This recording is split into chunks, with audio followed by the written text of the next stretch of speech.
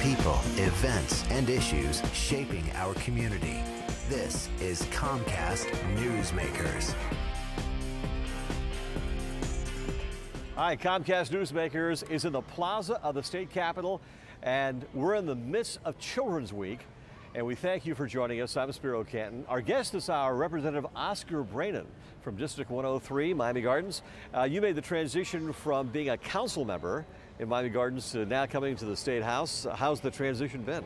It's been good. It's been good. I enjoy it up here. You know, it's a little more from that 3,000 foot level than being on the ground when you are, but you get to affect different things than you affected when you were in the city council level. But I'm enjoying it. I'm enjoying it quite a bit. Do you still get as much civic engagement with what you do up here than you did on the city council?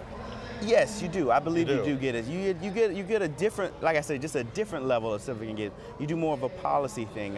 People ask to get their pothole filled. They don't ask you for that anymore. What you do is you make sure that transportation has the money so that they can fill those potholes. You got connections there. Yeah, right? yeah. You still make sure you help them as much as you can. All right, let's talk about a few issues. Number one, teacher merit pay, a big issue that you're looking at right now. Yes, that's a very big issue. We've already passed it through the House. I voted against it. I think that we do need reform in our education system, but I really don't know that the way that we did it is the way that we should do it. You know, it wasn't really a collaborative process. You know, some people compared it to the healthcare bill in Congress, you know, very, very contentious and things like that, but the difference with the healthcare bill in Congress was there were 200 amendments to that. There were 0 amendments to this. So I think we still have a ways to go to work on exactly how we want to come together as a legislature and reform education. So we'll see how that goes. I guess what you're looking for is some sort of holding the teachers accountable for their actions. And I suppose there are different variations, different types of options available. Yeah, I think it may be hard to do it from just saying this one end of year exam. And also I think also the tenure is important. I mean, we at least get 2 years to be in the State House, and they're saying teachers are only going to get 1 year guaranteed. I mean, if we can get 2 years, they can at least get 2 years. And so many factors go into a classroom, the type of school it is, the type of children attending. Yes, and you know, what's going on in their outside life. You know, I think someone said somewhere it's like 3% of the kids' life is actually spent in the classroom. And so, you know, you got to account for what the rest, what else is going on. The other initiative that's very close to your heart, and we could help a lot of kids in the background here, is getting these kids involved in the political process. Yeah, I was elected at 26, and I've been involved in the process since I was their age. And I got involved because I knew that this really affects my life, and that I want to have a voice in what goes on.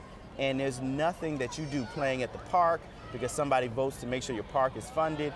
Anything you do as a kid is affected by this process. And I think that it's really important that we grow up getting to know what's going on in this process. So I've taken that mantle on. I talk to kids in high schools and elementary school kids. And when I first got started, I talked to middle school kids. And now those middle school kids are up here in college, and some of them are interning with me. And like, you came and spoke to me at my middle school. And you inspired me. Yeah, yeah. It's interesting what one mention or one influence can have on the future course of a child. Yeah, and you know, I had something similar, similar to that with the Dolphin Stadium. It was built in my backyard when I was a little kid, and I remember they said that they were going to take away my front yard and part of my front yard, and I was upset. So I was with my parents and all our neighbors, and they were protesting and everything, and we lost because the stadium did get built.